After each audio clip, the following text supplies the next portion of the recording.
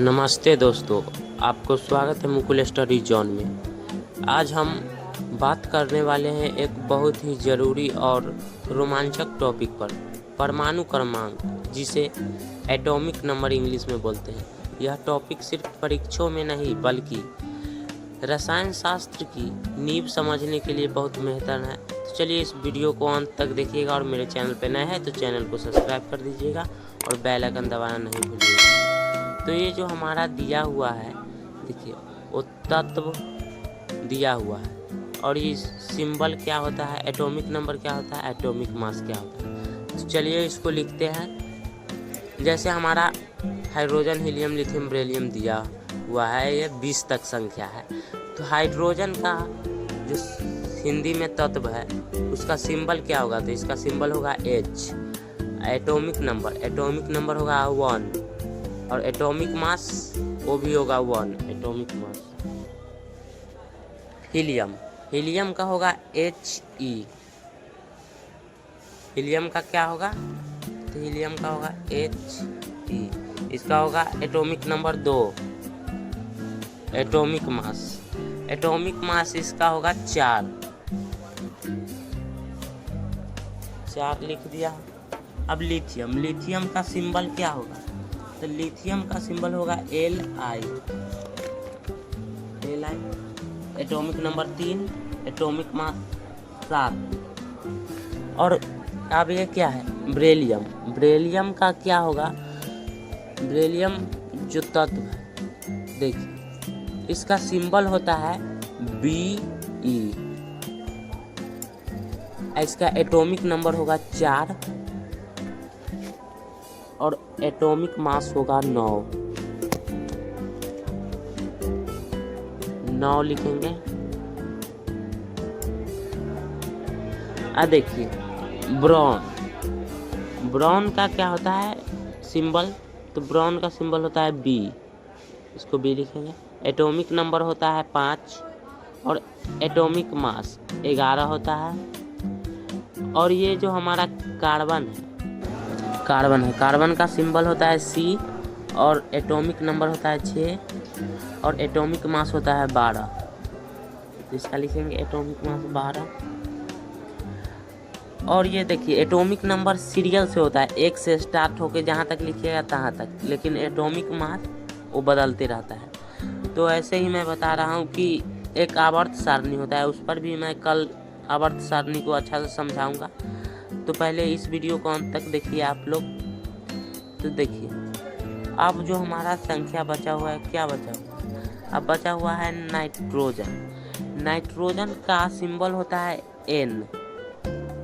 तो लिखेंगे हम नाइट्रोजन का सिंबल M। और ये एटॉमिक नंबर होगा इसका 7 और एटॉमिक मास होगा 14।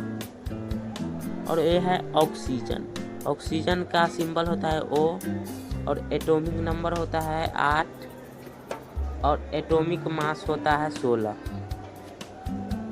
और इसी प्रकार है फ्लोरीन का होता है F सिंबल और एटॉमिक नंबर होता है 9 और एटॉमिक मास होता है 19। और नियॉन का देखिए सिंबल होता है Ne और एटॉमिक नंबर इसका होगा 10 और एटॉमिक मास इसका होगा 20। अब ये हमारा रहा सोडियम का होता है Na सिंबल। तो इसको लिखेंगे हम Na और एटॉमिक नंबर इसका 11 और एटॉमिक मास 23। उसी प्रकार है हमारा मैग्नीशियम। तो देखिए मैग्नीशियम का जो हमने बोला था कि Mg मैग्नीशियम होता है और इसका 12 होता है और इसका एटॉमिक नंबर 24 होता है। इस प्रकार एल्युमिनियम का Al होगा सिंबल और एटॉमिक नंबर होगा 13 और एटॉमिक मास होगा 27। और सिलिकॉन का होगा सिंबल Si और एटॉमिक नंबर होगा 14